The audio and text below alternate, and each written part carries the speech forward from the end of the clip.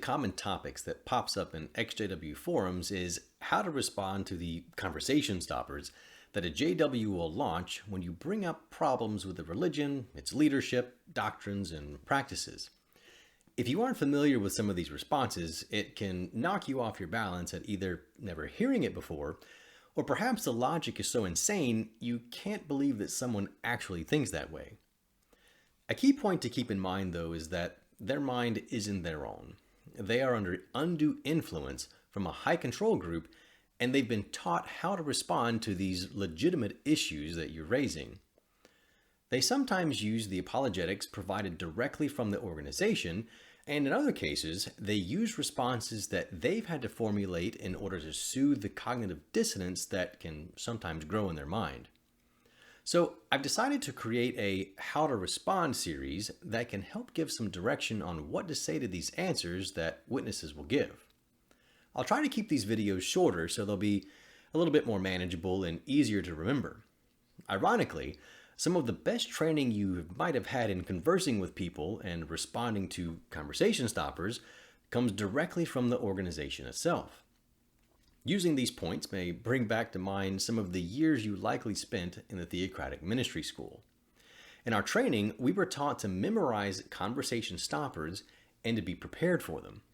It didn't mean that you had to have all the answers right there and at that moment, but if you had a very basic outline of what you could say, then at least you had something you could respond with to keep that conversation going and perhaps make the householder pause to think.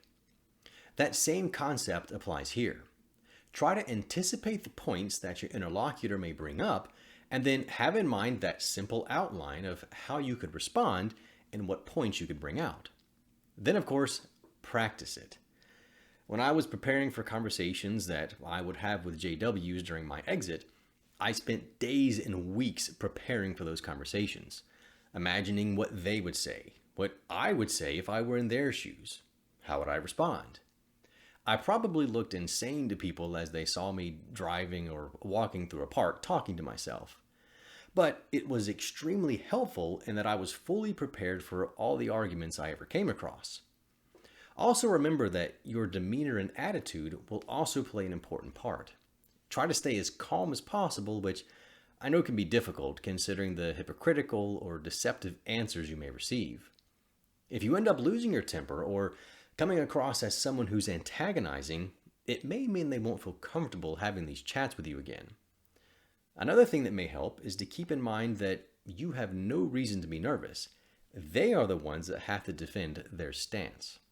Just remember how you used to feel when someone brought up something uncomfortable at the door. As a JW, I used to practice my responses to conversation stoppers or questions that showed my position to be hypocritical. I was very nervous on those occasions, even if I never showed it. I was terrified that someone was going to ask a question where I knew that my answer was either hypocritical or that I didn't have an answer. So in these cases, the JW is the one that needs to be nervous, not you. In the coming weeks and months, I'll be adding more videos on this topic. So check back in the playlist section of the YouTube channel for How to Respond to JW series, and you can quickly browse through them for the particular ones that you may need. If there are specific topics in this series that you'd like to have addressed, let me know and I'll try to add it to the list of upcoming videos. Feel free to shoot me an email or post comments here or on TikTok or Instagram, and I'll try to get back to as many as I can. Hope this helps.